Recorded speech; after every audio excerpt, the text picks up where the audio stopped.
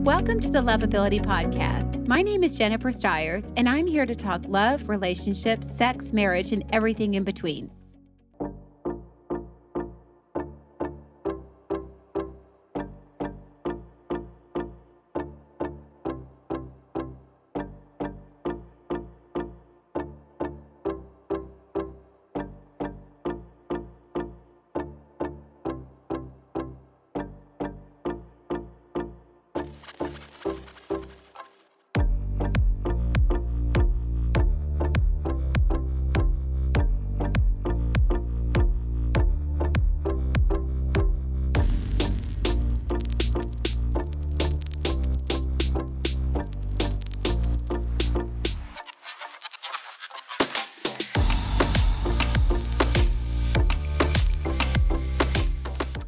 Hello, everyone, and welcome to the Loveability Show. I'm your host, Jennifer Stiers, and I'm by myself today. So I am flying solo for the beginning of the year, and it also happens to be my birthday today. So I decided last week I wanted to celebrate my birthday with you guys. So I am here in the studio. It was my producer's birthday last week, so we are just having crazy January birthday time here. So I also was thinking, okay, here we are in the new year, and everybody's thinking start fresh, new beginnings. And I wanted to make sure I got a bug in your ear about how to do that, right? And maybe talking about some trends with the new year and some trends that have been building. And so today's topic is the top 10 things you need to know about love in 2025. And that encompasses everyone, whether you're looking for love, whether you're in a relationship, you're married, it doesn't matter. We have evolved. We just keep evolving as people, and trends evolve us, and our community is evolving us as well. And so there's a lot of things that are changing us and transforming us. And I want everybody to keep up with it, especially for you people that have been in relationships, because for those of you that are in a relationship or married, things can get really stagnant, and you may not be out as much as your partner's out or involved in things. And we want to make sure everybody's growing at the same pace, because the biggest reason why relationships grow apart is because people grow apart. One grows, the other doesn't grow. And so let's all stay abreast of what's happening in the world and what's happening in relationships and with people. And just, I can say trends, but I feel like it's bigger than that. These are shifts in society as to what we're looking for, who people, human beings are being. And so we're just going to kind of step back and take it a little bit broader and talk about it from that perspective. And by the way, before I forget, we launched our app back on January 1st. So we are live. It's also called Loveability, which makes this really, really easy for you guys. Same name, except it's a matchmaking app. So curated matches. We are just super excited to finally bring something different to the dating world. We launched last year, did our beta test. I didn't like the app. It wasn't doing everything it should. So I just brought in a new team and totally rebuilt it. So even though we may have a few hiccups, as everything does, and when they're launching, we are up and going. The app's working and wonderful, and people are already matching. I'm already getting the emails from people. And they're so excited. So nothing is more exciting to me than helping you guys connect and find love. So happy New Year, and I hope everybody that's looking for love finds love this year. And I hope you do it on my app. I want some stories by the end of the year. Okay, so let's go into the top 10 things you need to know about love in 2025. So the first thing is emotional intelligence is leading the way. And we've been seeing this trend move as the years have gone on. And especially with men, men becoming more emotionally intelligent has become an enormous trend. And guys, it's hot. women love emotionally intelligent men. It's one thing to be intelligent, and I can say for certain that that brain intelligence is super important too. But this emotional intelligence piece is becoming everything here. So building and maintaining a healthy relationship comes from being in touch with what's happening and not just serving our own needs. It's one thing when you're younger and you're not as aware of what everybody else needs in a relationship, but understanding who we are, what our needs are, what our desires are in a relationship, understanding our partner, working to understand our partner and what their needs are, being in touch with where they are and nuances and moods and all of those things, all super important. So ladies want to have conversations with our guys about things of the heart and things that matter to them and things that they're passionate about. It's no longer uncool or unmanly for a guy to be able to have a heartfelt conversation with a woman. And actually, the more you guys can step into a, a deep conversation, one with some depth, the more we appreciate it and the hotter you are. So that is a trend we have all been seeing for the past few years, actually since COVID. And ladies, the guys are leading the way on this. So I hate to say that, but ladies were kind of already there, so we had a head start. But guys have really stepped into this, and it has made them. Let me tell you what it's doing for guys in dating and relationships.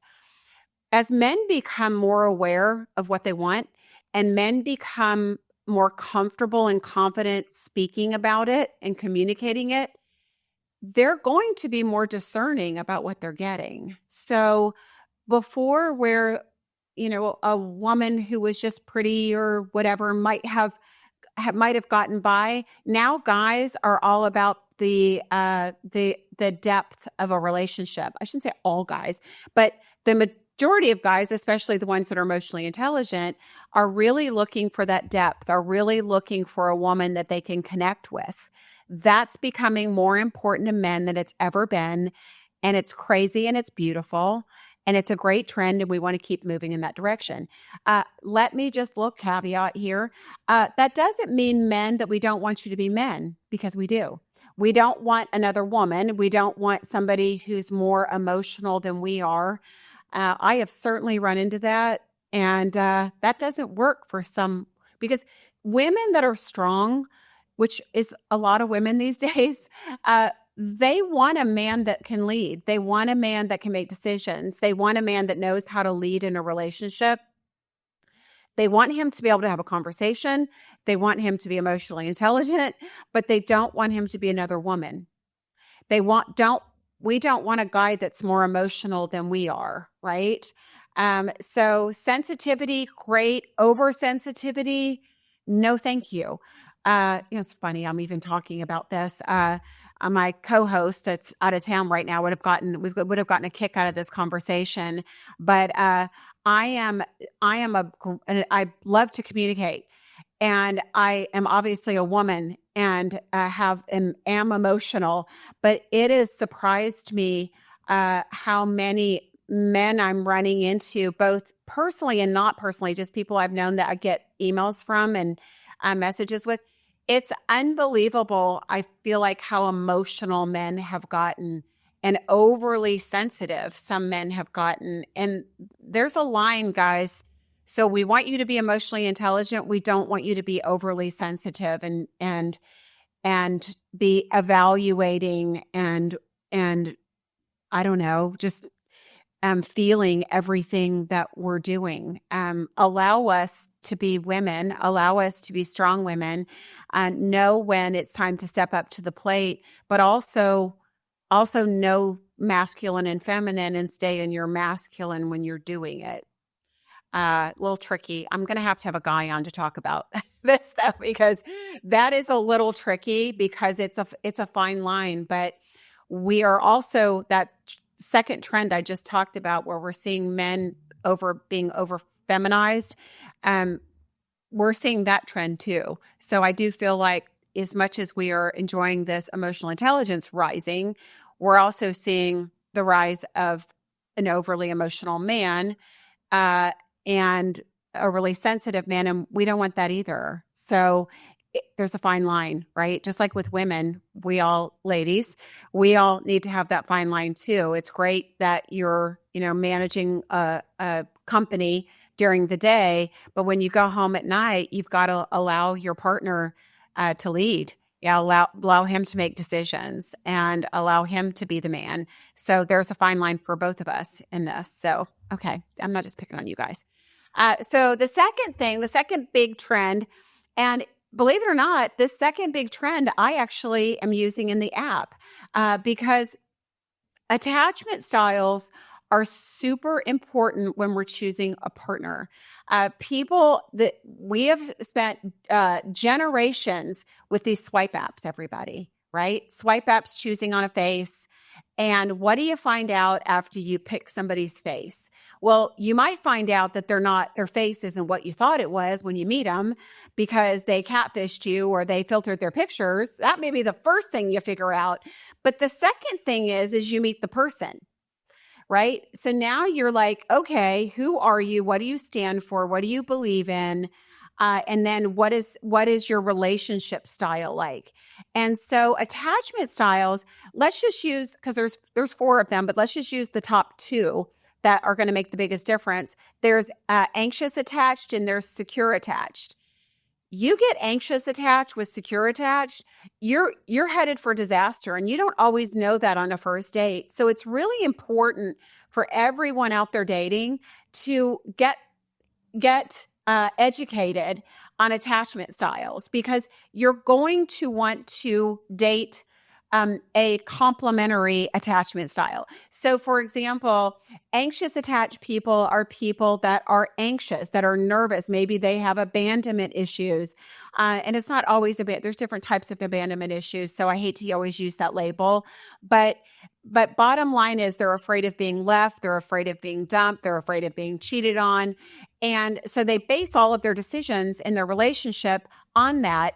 And they need constant affirmations, right? So it's the I love you, you're beautiful, I don't want anybody else, I love being in a relationship with you, you're so funny. It's all the affirmations that they need. A secure attached person is the opposite. So a secure attached person knows who they are. They know what they need.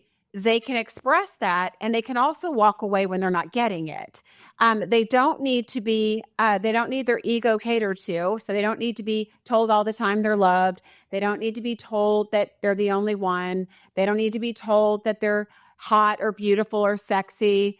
It's not part of their world. So we love people the way that we need to be loved. So if you're a secure attached, you're going to be better with the secure attached, because you don't have to feed them constantly. If you're with an anxious attached person, and everybody's been here, where you're secure attached and you're with an anxious attached and you don't understand why you're telling them all the time and affirming them a lot more than you've affirmed anybody else, yet they're still insecure about how you feel about them. That's not you, that's them. They are anxious attached. Now, anxious attached people, you guys do very well with other anxious attached people. Why? Because each of you need that affirmation, so you're going to give it, and therefore then you're going to receive it. So you just got to work around attachment styles and really take into account what they are and be able to recognize those as well. Side note for you guys, women who have daddy issues, a lot of times where they didn't get the attention, or they were neglected, or their dad left them or left their mom when they were younger and then wasn't very involved in their life, or they didn't feel loved or valued by their father, those women will typically have abandonment issues. So they will typically be anxious attached. I'm not saying in every instance, because I've definitely seen people that were missing a parent, it's more guys than girls, but missing a parent and not having that anxious attachment because they got it from other places or they had a step parent that stepped in or whatever. But guys, I think the very first thing you need to look for when it comes to attachment styles is you need to look for women and ask them about their family. It's a really simple question. Where's your family? Are you close to them? Tell me about your mom and dad. Tell me about your siblings. Simple. Everybody should be asking that question anyway. And red flags for all of you would be as if somebody doesn't have a close relationship with their family. Number one, you need to find out why. Number two, what it is, what the situation is, and where are they with that relationship? Have they gotten help for that? Are they at peace with that? Have they made amends, but they choose to keep their boundaries? Those are all healthy people that have mostly healthy, because you can still hit triggers when you get in there. But those are mostly healthy people that are able to move on and be in a relationship because they've done the work. So attachment styles are a huge, huge, huge thing you want to look for in a relationship and in a partner. And if you're already in a relationship and you are recognizing like, okay, that's my partner, because believe it or not, I can't tell you how many people I talk to that are already married and they're like, oh my gosh, this is happening to me right now. Everything was fine. We were married. We got, this and that. And now, they're running into all the issues. Read the books on it, read the information on it, educate yourself, because there are certain things you can do like affirmation and assuring that partner that may come out of the ordinary for you initially, but you can learn how to become more affirmative and just communicative in how you're feeling. That will help them. My mantra of my app and my life and what I do for a living is you've got to find people who love like you do. And this is part of it. So, when you find people that love like you do, if you're anxious attached, you find somebody like that or secure, it just makes that relationship so much easier because you're not having to change who you are or how you operate or how you love to make somebody else happy. It seems like a big deal, and it really is. It isn't talked about enough, but it is a big deal. So number 3, the third thing you need to know in 2025, love is a choice. So you need to understand that nothing's going to be perfect. Love is a decision that you make. I mean, we fall in love with somebody, but you have to keep making that decision every single day. I mean, that person in front of you is going to be imperfect. They're going to piss you off. People that have been married for lengths of time will tell you there's times when they kind of fall out of love with their person, yet they still stay committed. When we love somebody, we love them unconditionally, right? If anybody could teach us this more than anything, it's animals. And those of you that know animals and love animals get, like, whoever you are, it doesn't matter. You could yell at a dog one minute and the next minute he's going to walk up wagging his tail and licking you. They just love you unconditionally. They're not basing their love on a moment or an emotion or a reaction to an emotion. They love and they choose to love. We have to love and choose to love our partners the same way. It's a choice. When you decide to get in a relationship with somebody, you choose them for good or bad, right? And we have to love each other through hard times and through difficult decisions and different choices. Sometimes you're not going to understand your partner, and you're not going to understand what they're doing or their motive, but you have to respect them, right? Because if that's what they believe and that's how they do things, it may not be your way, but they're not you.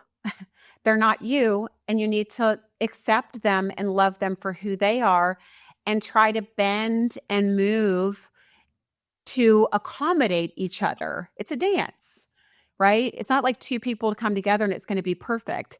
That does not happen. I mean, there are relationships that are close to that, but it just doesn't happen like that. It's a dance, and sometimes you have to step away. Sometimes, you just think about that rhythm of sometimes in a dance you move away from each other, but then you come back. That's how we have to be. If we choose to love somebody, we choose to love them all the time even when they're not lovable. And sometimes people aren't lovable. We're all not lovable sometimes.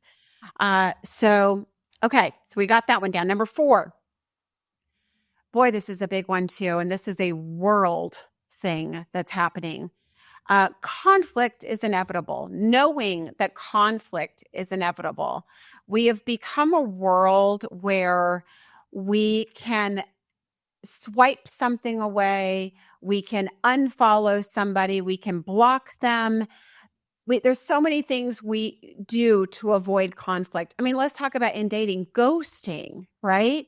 People ghost each other. I just had a conversation with a gentleman earlier, and he was saying, gosh, there are these women that are on Facebook, and I'll message them and I'll ask them out, and they won't respond. So I'll ask them out again. They won't respond again. And they just ghost you, and just leave you hanging to dry. And I explained to him, well, number one, I think nobody wants to hurt anybody. So guys, if a girl does that and she doesn't respond to to you asking her out after you've done it multiple times, just stop. She's trying to tell you that she's not interested, but she doesn't want to tell you. But ladies, it sure would help you if you would speak up. Right? Conflict is okay. It's okay to not like somebody. It's okay to not want to go out with somebody. It's okay to have a different interest or a different hobby or a different lifestyle than them. We don't have to become one when we're in a relationship. If you don't like something somebody's doing or saying, speak up. It's okay to have a conversation about it. Conflict doesn't have to mean fight. Conflict just has to mean, I'm going to disagree with you. I'm going to have a different opinion than you. Let's discuss it, right? That's okay. And if you don't like somebody and you don't want to go out with them, that's okay too. Be okay, ladies and gentlemen. This goes for you guys too.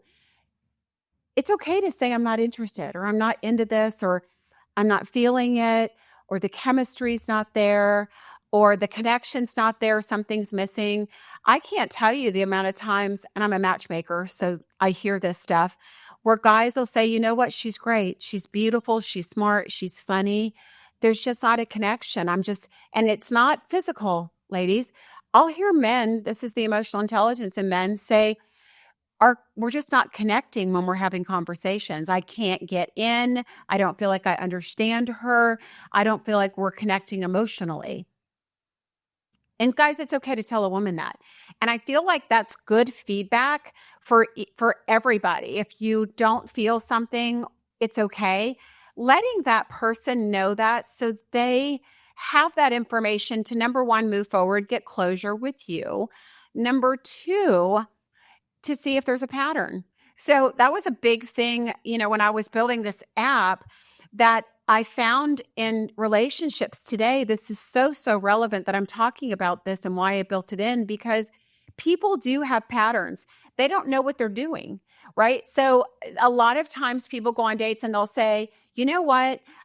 She didn't talk to me she wasn't very communicative. She gave me one-word answers. She didn't let me know anything about her personal life. I just couldn't get in and get to know her. And I'll go to the girl and tell her that, and she'll say, oh my gosh, I was talking the whole time. I was revealing this. I was, very, positive and talkative and blah, blah, blah. And so now we have a difference of opinion, right? So I see that.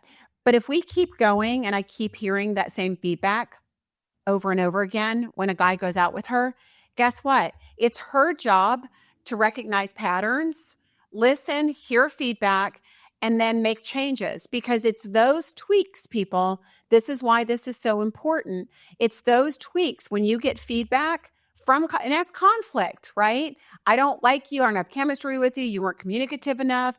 That's positive things, because when we are able to communicate to somebody, maybe they're able to get that information, understand that information, and change that, tweak that for the future. Because when we see a pattern, we get that it's us that needs to change.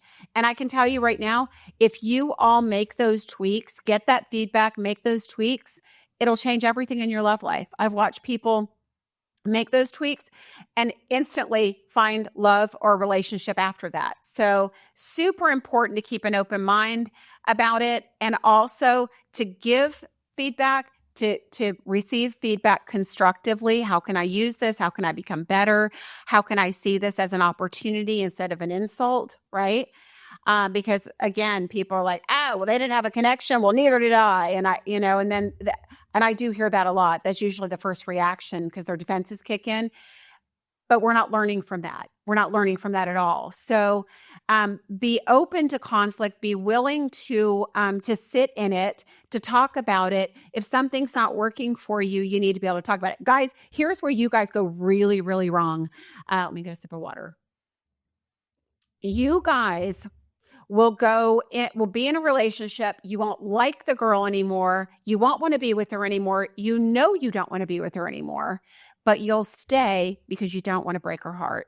You don't want to hurt her feelings. And redeeming as that is, and sweet as that is, you're not doing her a favor by holding on to her and not telling her the truth, because inevitably that relationship is going to be over. Is it going to be 6 months from now, a year from now, 2 years from now? I've known guys that have kept women in their life that didn't want them for years and placated them because they didn't want to break their heart, or cheated on them, or did whatever horrible behavior to get the woman to break up with them so they didn't have to do it.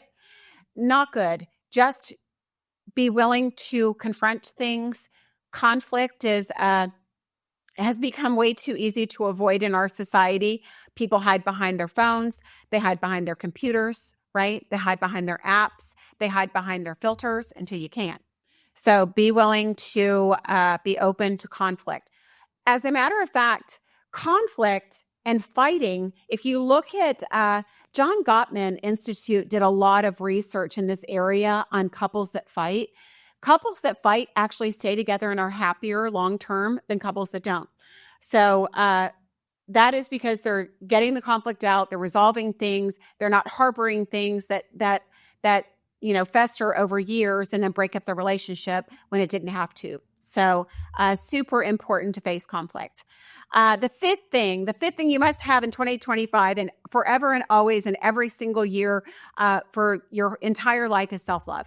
If you don't love yourself, no one else can love you.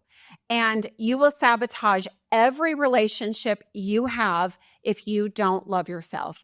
So it's so important that you do whatever work it takes. If it's a childhood wound, heal it. Go get the help. Get to where you love yourself. How do you know if you love yourself? Number one, you're happy when you look in the mirror, right? And you may see flaws, you may see imperfections, but you're like, I'm human. This is okay. I love me anyway. And the other piece of it is super, super important that you're okay being alone. If you're not okay being alone and you're not at peace being alone without a partner, you don't love yourself enough. So that's just the indicator. So anyone out there that's like, oh, well, I love myself, but I'm just lonely. Okay, then you don't love yourself enough. I'm just saying that you can't be lonely when you love yourself enough. You can desire a partner, but that loneliness is emptiness. Any type of emptiness inside you is a lack of love, period, the end. So turn up the love. That's it. Whatever it takes this year to figure out that element of self-love. It's affirming yourself, affirming your life, fixing whatever you need to fix. I mean, if your weight is a problem, if your hair loss is a problem, whatever it may be, just do something about it so it's no longer an issue, right? Take action so it's no longer an issue. You'll find your self-confidence increases. And if the most important thing, though, is self-love comes from inside. And so many people are walking around wounded and it's usually from their childhood.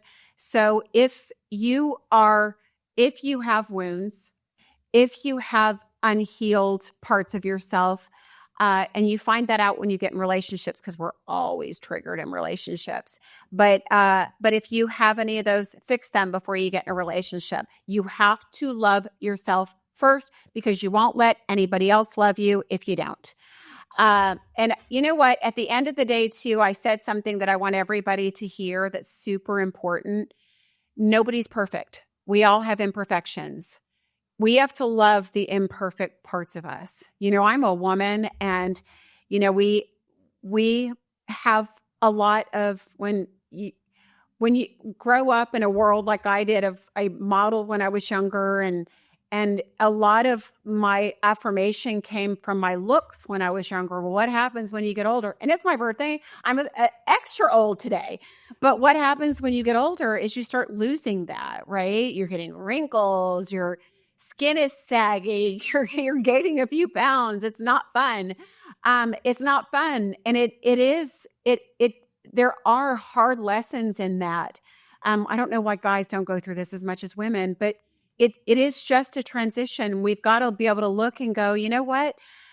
I'm going to have wrinkles, and I'm going to love and embrace them, and understand that some of my age, this is where we are, that I'm not supposed to be perfect. None of us are supposed to be perfect.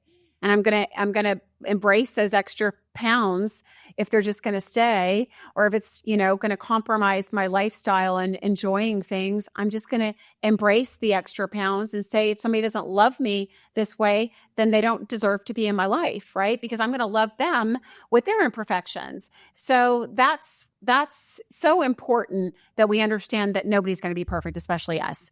Okay. And especially anybody else, by the way. Expecting anybody else to be perfect is just setting the expectation for failure in a relationship. Nobody else is going to do everything you want them to, say what you want them to, act like you want them to, respond like you want them to. Nobody's going to do that, because they're not you. So embrace who they are and all their little quirks and imperfections, because we have to love the other person for who they are if we want them to love us for who we are. Period. The end. Okay. So number 6, this is enormously huge in this 2025 and in the world and in life and in relationships. Relationships can't survive without communication.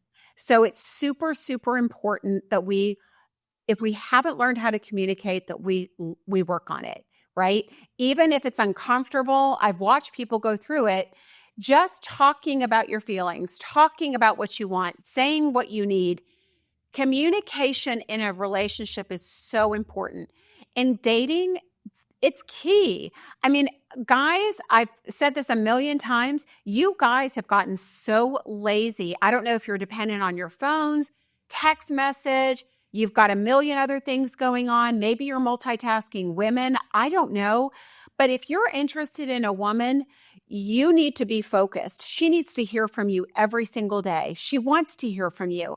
If she's not getting that communication, even a secure, attached woman is going to go somewhere else.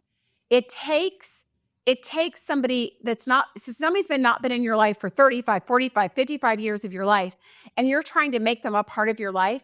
You not being in their life every day is going to cause them to not miss you, right?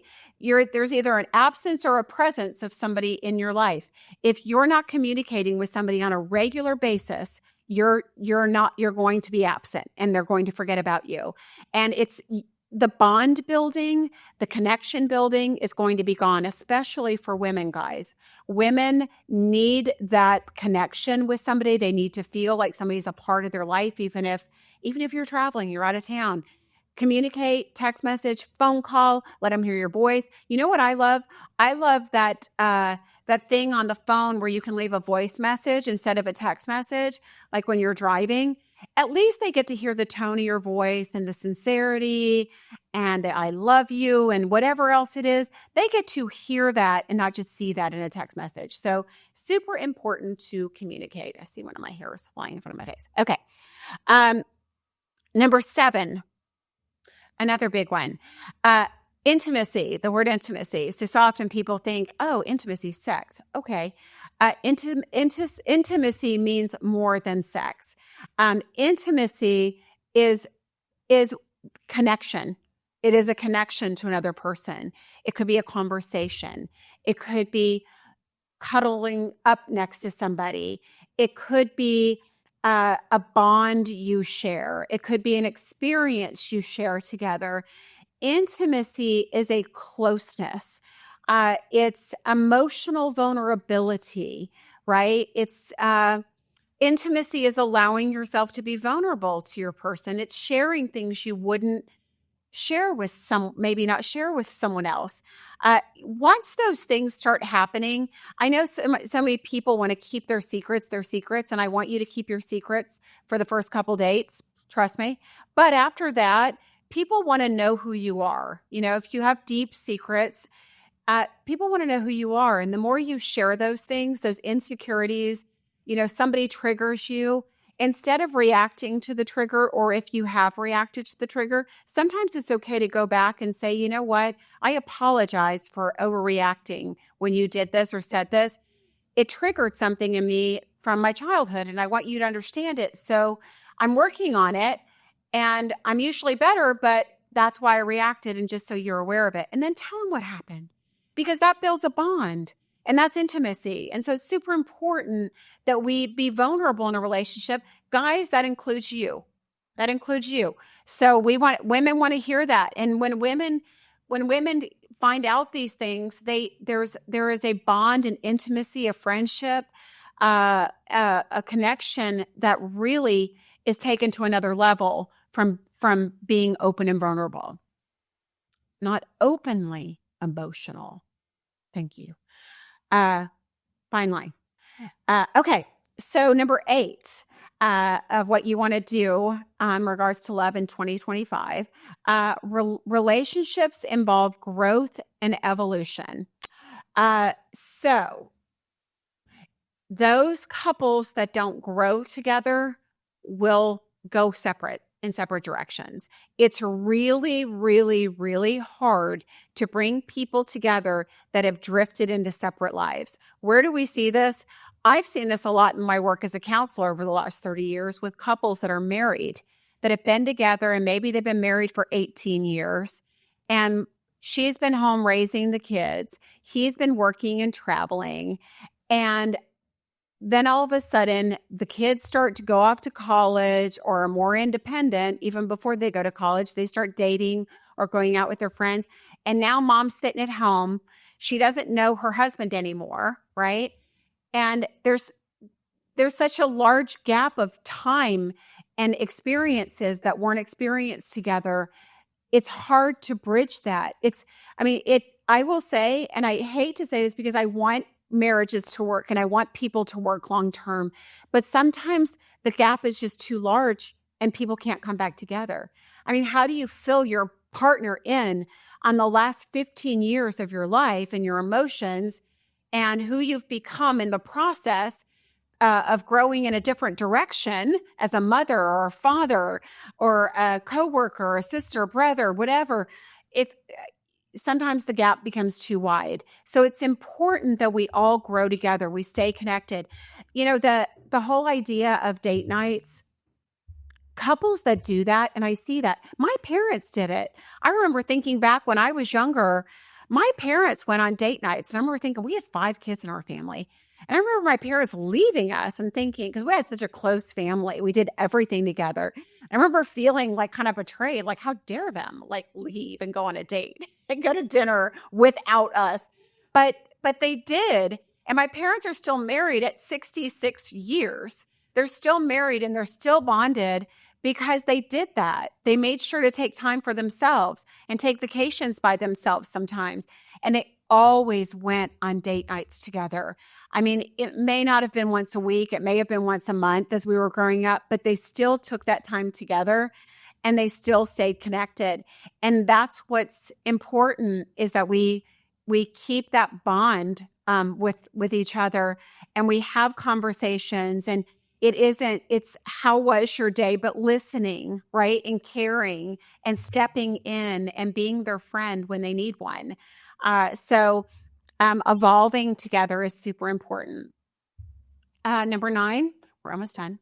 Number 9 is forgiveness. So everybody's going to make mistakes, right? Forgiveness and grace in any relationship, if we don't have it, our relationship's not going to survive that. We want forgiveness. We want somebody to extend us grace when we make mistakes, when we say the wrong thing, when we do the wrong thing, when we're not ourselves, when, and we all have those days. And if our partner can't forgive us or extend us grace, it's not going to work. And that goes for you people in dating too. I mean, somebody had a bad day at work, and you go on a date with them, and it's not the best date you ever had, and it's not the best version of that person that you've had. Give them another chance. If you know they had a bad day, they had something happen to them. I mean, circumstances come up in life. I've had people from a matchmaking standpoint where they've had life circumstances come up. Maybe a parent passed away, or something happened to a sibling, or a child needed something extra, a life situation, somebody loses a job, whatever it may be. There's certain things that happen in people's life that sometimes people need a break. They just need okay, I'm going to extend you grace. This is not our time.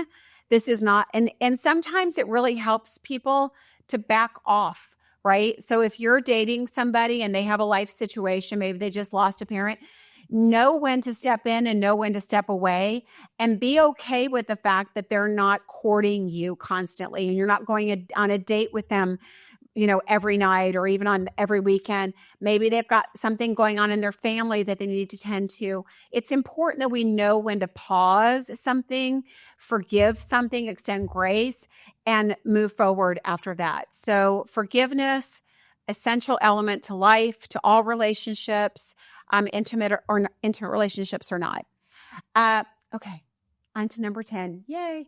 Okay. So, the 10th thing that you need to know about love in 2025, is that it involves effort and commitment.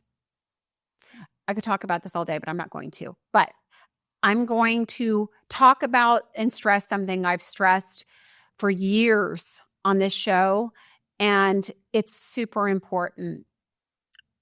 Effort is everything. Every single person watching this has gotten lazy, myself included. I can speak to this. We all get lazy sometimes. We forget to message somebody back. We forget, we don't want to go out on Friday night because we're exhausted, but we should say yes anyway if that person wants to see us, right? We all get lazy. We all get tired. We all want to bail sometimes. But our partner, especially when we're initially getting to know somebody, when you're dating somebody, you have to put in effort. You have to. You can't just keep being yourself and keep staying in your shell and doing what's comfortable for you. It's not about that. If your person loves hearing from you and they tell you that they love hearing from you, make the effort to get in touch with them more. Text message, date nights, making that personal connection with somebody at the beginning, at the middle, at the end, all throughout is so important. Effort is everything. You guys that have been in relationships for a long time or married, you are not disqualified from this. If you haven't been making dates with your wife or husband, make the effort. If you haven't been doing the things that you did when you met them to woo them over, make that effort. If you've lost a connection with your partner and you know that you're losing something, don't try to deny it and pretend it doesn't exist and stay busy doing something else. Push into it. It may be a little uncomfortable, but push into it and put a little bit more effort into it. Try, but especially try when you're dating, everybody. So important at the beginning, because you don't know that other person, and you take that absence and that laziness, which it is laziness, as not being interested. And somebody will lose interest in you if you're not in it. We extend a little bit more grace when we're in a relationship or marriage with somebody because we're in it, and we may say something or bring up a conversation about it. But at the end of the day, it requires effort and commitment. And lastly, I'm just going to speak to the commitment piece. This is something that I believe over the last few decades, as online dating has entered into the world, as social media has entered into our world, as computers have taken over, our smartphones have taken over our life, people are committed to a moment. They're committed to a second. They're committed to whatever feels good to them at the moment. And that doesn't work long-term for relationships. A good relationship requires a commitment. And that means your undivided attention and effort. And to stay in and try to not give up when somebody's imperfect or things aren't going your way or things aren't what you anticipated or you didn't get the response you wanted. Committing to something is committing to what your possibilities are for something, right? We just got to step into it. What is that whole thing? Lean into it because commitment is hot and sexy now. Commitment is coming back. More men than women want a commitment right now, believe it or not. More men are motivated to be in a committed relationship than women are right now. So ladies, I cannot stress to you enough, wake up and step into it because there's a lot of men that are ready for love, ready for a relationship, and are looking for a woman that's in the same place. And if you're not putting effort in, if you're not responding to a guy, if you're letting him hang, if you're not answering him about going on a date and you want to date him, you've got to do that in order to get that relationship off the ground and to keep him interested because guys want a little bit of effort back. Okay. By the way, that is a trend too. If we talk about effort, is guys are almost expecting it back now, which they should. They should. It's not all about the guy doing everything. Guys, it's also not about her doing everything. And it's also not about her being the aggressor. You guys complain about women being too aggressive, yet you let them be because you're not standing up and being assertive enough as a man and leading that relationship. If a woman's being too aggressive with you, it's a sure sign that you're not doing your job as a man in the masculine place, right? I shouldn't say that. There are exceptions. I've seen really nasty women with men. And it has nothing to do with you guys. It's just they're nasty and mean. But those are exceptions. If this is something that you're finding, if you're one of these guys that are like, oh, women are just too aggressive and not showing enough interest, guys, you're not stepping up to the plate. If that is a pattern that you're seeing, it's you. It's not them. It's not them. Okay. All right, everybody. So I could go on with more, but I would say these are good top 10 things to focus on for 2025 if you want to change the love in your life. That may be it could be any relationship. It could be your marriage. It could be a relationship you're in. It could be your dating life. It could be your friendships. It could be all of that, any relationship. This is how we have to step in, what the trends are saying, where we need to be, who people are being today. Just back, when our parents were growing up, who we are today is totally different. You look at kids today and you're like, I don't understand why they're doing what they're doing. We don't understand it because it's a different generation, right?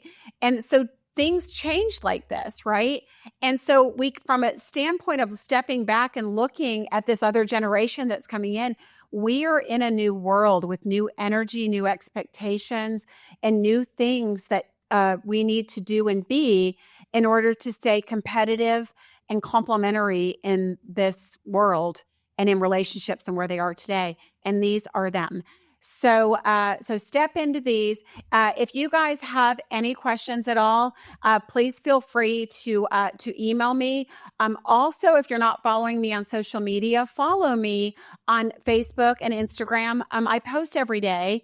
They're good reminders. I've had a lot of people change their life just from my posts, from listening to the coaching that I give there.